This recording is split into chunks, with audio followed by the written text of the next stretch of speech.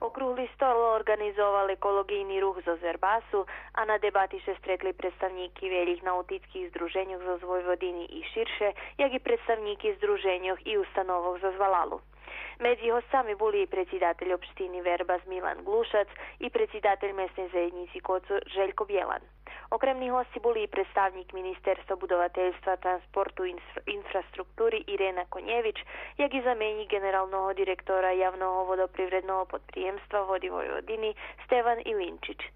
Prisutni še pozberali na poberežju Begelju Dunaj-Tisa-Dunaj i obišli nedavno postavljene pristanišće za čamci i odpočivališće. Vecej prezentaciji na temu potencijalnog nautickog turizmu, jak i debata otrimani na Peletovim salašu. Tam predstaveni i novi projekt Vodo Vojvodini, na osnovu ktorého še na Kocurskej prevodnici vybuduje ešte jedno pristanišće za čamci. Tiž tak predstavena nova VSG tehnologija zaštiti povrchnostoh od vodovej koroziji. Na okruglim stole prikazani stan pljivnih drahoh u Švece i ideji, ktorý by mohol vyhasnovac u nas.